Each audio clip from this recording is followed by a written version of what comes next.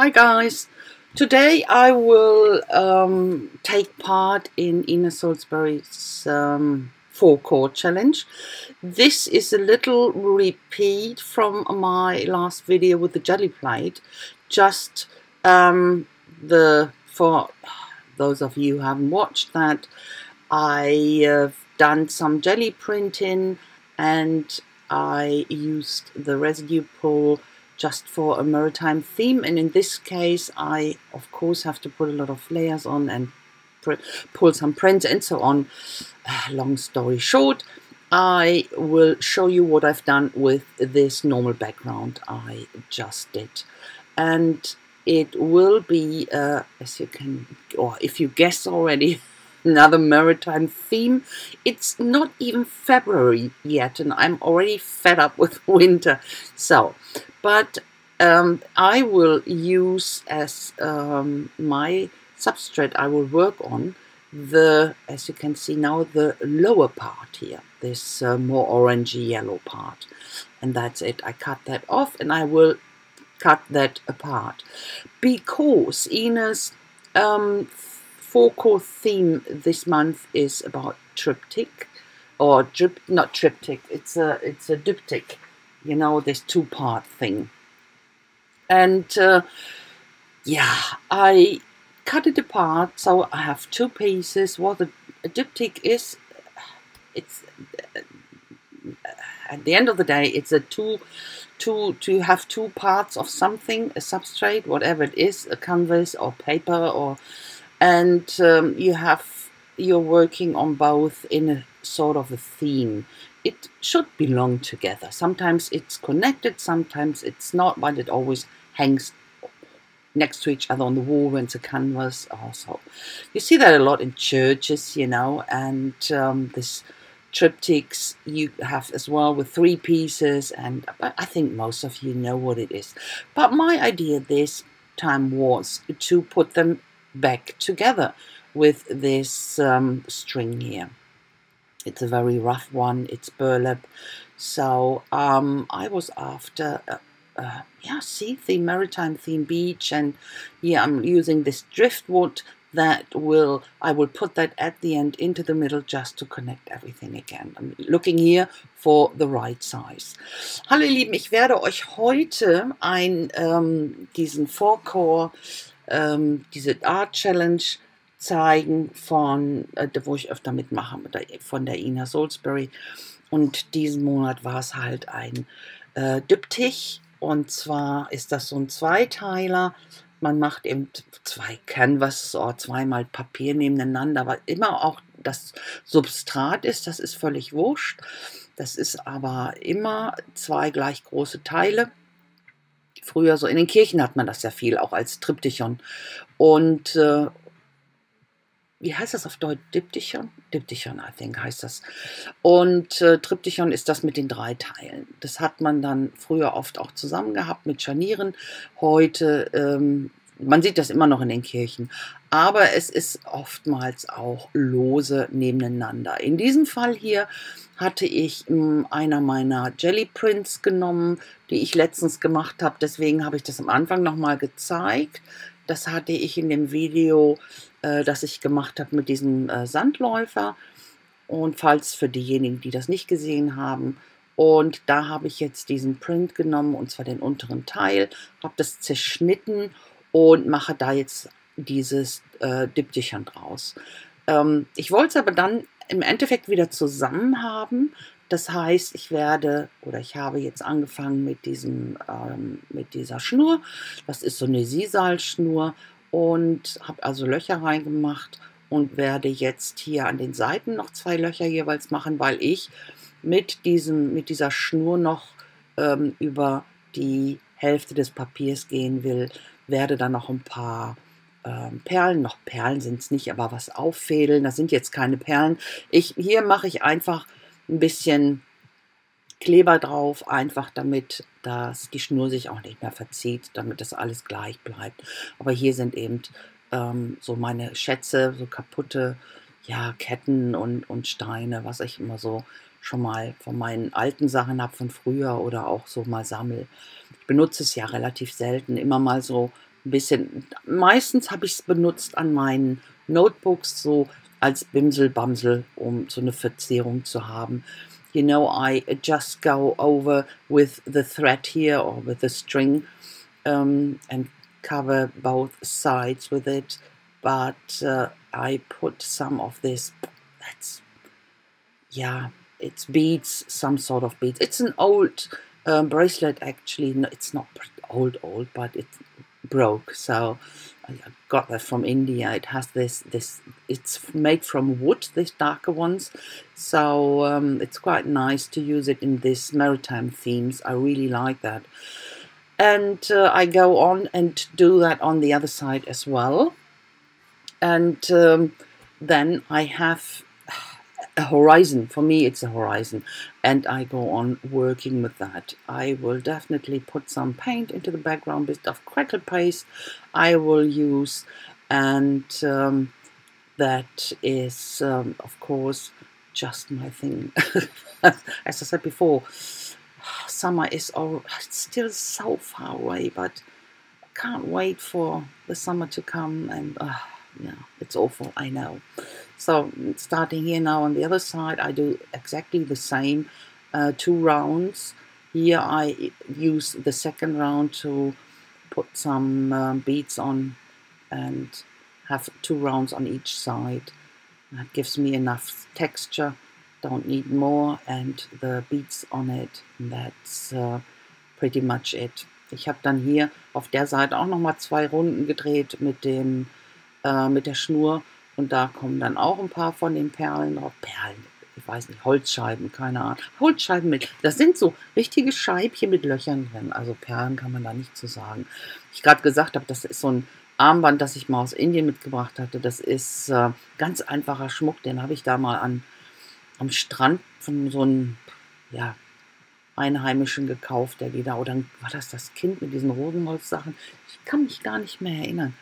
Aber irgendwo, weil ich nehme nie Schmuck mit. Wenn wir nach Indien gefahren sind, habe ich nie Schmuck mitgenommen, weil ich das einfach ein bisschen obszön finde, wenn man da durch die Lande so Rucksacktouristen macht und die Armut und ja, und dann mit diesen teuren Uhren und Schmuck. Deswegen habe ich nie Schmuck mitgenommen und habe mir dann da so ganz einfache Armbänder oder was auch immer gekauft und habe das dann getragen. Was ja auch sehr hübsch ist, muss ich sagen. So, aber wie gesagt, das ist kaputt gegangen, das Gummi. Das ist halt auch durch die Sonne und Wasser und Salz und was nicht noch alles, wird das ja auch porös. Also deswegen, das hält dann nicht so lange. Ich hätte das neu auffädeln können, klar. Aber ich finde das so in meiner Kunst zu verarbeiten, finde ich das eigentlich auch sehr schön. Das hat was. You know, with this bracelet, the beads from the bracelet I'm just using here, I think, of course I could have repaired it, but I think to use it here in my art, that has something, yeah, I will always remember when I see these beads. I always remember, yeah, that was my travel to India in this or that year. I don't know which year I bought it actually, but it doesn't matter.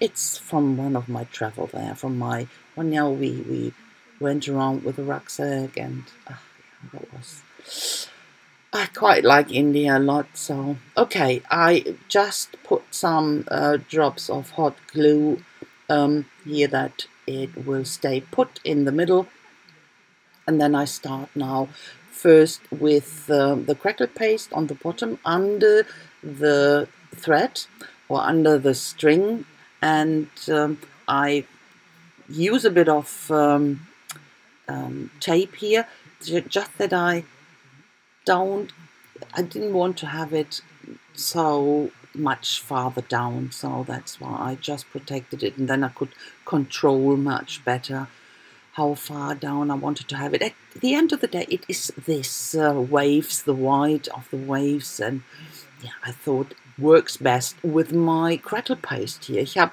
dann hier mit der Krakelierpaste gearbeitet und mit dem Tape, das ein bisschen geschützt, weil ich wollte nicht, dass es so ganz weit runter geht, und ich wollte auch nicht ganz so vorsichtig arbeiten. Deswegen habe ich das jetzt erstmal geschützt und dann ein ganz bisschen dünn runtergezogen. Das soll dann so, ja, der Strand mit den Wellen sein. So ein bisschen stilisiert. So für die Strandhäuschen benutze ich hier einfach so eine zerschnittene Plastikkarte. Nehme erst ein bisschen Gesso, einfach um hinterher mehr Deckung mit den Farben zu haben. Ich wollte nicht direkt mit den Farben auf den Hintergrund, weil es dann einfach nicht so schön deckend wird. You know, I just work here with gesso and put one layer of gesso down first because I wanted to have a nice, or the paint I will use afterwards should cover it properly. So it's definitely better to put a layer of gesso on first, because when you have this opaque colors, it's okay, but the more translucent ones, they will never give you nice coverage. So here on the crackle paste, it's dry now and nicely crackled, but I will first protect it with a bit of liquid acrylic media, just that the paint doesn't get absorbed into the crackle paste, that I can push it around with my fingers and work it really into the crackles, as you can see here. You wouldn't be able to do that without the gel medium on top, because this crackle paste is very chalky, you know. It would really absorb immediately any paint you put on. So now I start with my colorizing. Of course, this is the lighthouse. It gets some stripes. Ich habe dann hier auf den Wellen, auf der Krakelierpaste, habe ich erst mit etwas Acrylmedium gearbeitet, mit flüssigen, um das Ganze zu versiegeln, weil diese Krakelierpaste ist sehr kreidig. Also wenn du da ein Acrylmedium draufpackst, wie irgendeine Farbe oder was auch immer, das würde sofort aufgesaugt werden und du könntest das nicht mehr verblenden. Das wird dann auch sehr patchy, also so fleckig. Und das wollte ich nicht. Deswegen mache ich da meistens einen Acrylflüssigen, das ist von Liquitex, benutze ich diesen flüssigen Acrylvarnish. Und ganz dünn einfach nur. Und dann arbeite ich die Farbe schön ein. Ihr habt es gesehen, verblende sie. Und ich habe in diesem Fall hier die Ölfarbe genommen von den Ölsticks. Und die sind einfach total schön leuchtend. Und man kann sie halt sehr, sehr schön in die Risse einarbeiten.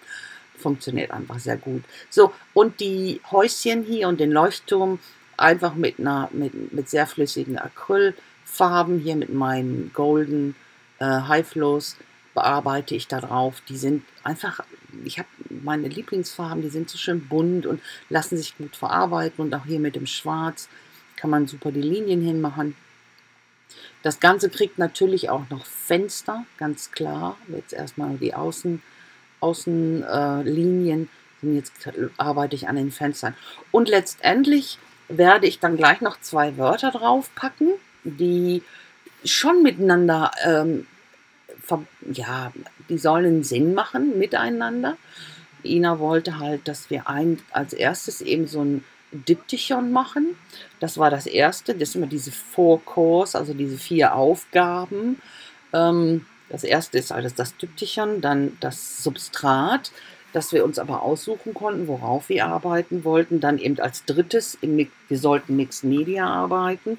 Und als viertes ist es halt dieses eine Wort auf jedem Stück. Und hier habe ich dieses alte Gedichtebuch, von dem ich öfter mal erzähle. Das hat so wunderbare Seiten. Das Papier ist fast wie Aquarellpapier. Das ist aber so ein Fehldruck. Da waren die meisten Seiten noch zusammen. Man musste die auseinanderschneiden. Das hatte ich mal in London gekauft für 5 Pfund auf so einem Bücherflohmarkt. Und ich fand das einfach nur toll. Und das Papier ist ganz toll, lässt sich wunderbar verarbeiten. Ich schneide da gerne was aus mit meinen Stanzen. So, jetzt habe ich Wörter gefunden. Hier dieses Castaway. Ich wollte erst so Beach und Strand und sowas. Aber jetzt habe ich dieses Castaway gefunden. Und das Cast kommt auf die linke Seite und das Away kommt auf die andere Seite. Und das kann ja alles Mögliche bedeuten. Aber to be cast away zum Beispiel heißt verschollen sein. Und da möchte ich gerne verschollen sein. Da, in diesem Bereich.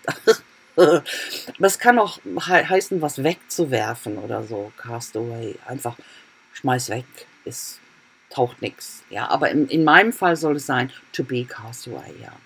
So you can see that I worked on my houses and some windows and all, but the last of the 4 cores we Ina asked for was to use 2 words and related to each other, of course, but 1 word for the left and 1 word for the right side. And in this case I showed this book. I often talk about this book. It's a poem book I bought in London once on the flea market, book flea market, and the paper is so fantastic. It's almost like watercolor paper, and it was a misprint, so a lot of the pages have been still together. I had to cut them up, but it doesn't matter. It's pretty old, from about, I don't know, 200 years old or so. I can't tell you. And I really, really like to use it. So, and I found this castaway thing, and in this case it will be, of course, as I explained to the German audience already, to be cast away, you know, not cast away in a way of toss it or so. No, to be cast away. And I would like to be cast away there, you know, this. Okay, so, but I wanted to have a proper background for it, and I found this had this wood thing, this very thin wooden stuff, work on here with a bit of bister and gesso to make it look a bit more like driftwood. Yeah, so, and I think that's the right background. I will glue it to it later. So, and that's it. The close-up will come already. So I say thanks so very much for watching. And if you want to take part in Ina's 4-core challenge, have a look in the description box. You will find all the information there. So hope I will see you very soon with my next project. Until then, I wish you a fantastic time. Guys, be careful, stay healthy, but never forget to stay creative. Bye-bye. So, ihr Lieben, ihr habt ja gesehen, ich habe hier diese Spanholzplatte noch gemacht oder Sperrholzplatte noch gemacht mit ein bisschen Gesso und Bister, einfach um das wie so ein bisschen Treibholz aussehen zu lassen, als würdigen Hintergrund. So, ich danke euch ganz, ganz herzlich fürs Schauen. Ich hoffe, es hat euch gefallen. Wenn es ist, lasst mir doch einen Daumen hoch da. Und über einen Kommentar würde ich mich riesig freuen. Ich hoffe, ich sehe euch ganz bald wieder mit meinem nächsten Projekt. Bis dahin wünsche ich euch eine wunderschöne Zeit. Lasst es euch gut gehen. Bleibt bitte gesund. Passt gut auf. Und vergesst niemals, immer schön kreativ sein. Also bis dann. Tschüssi.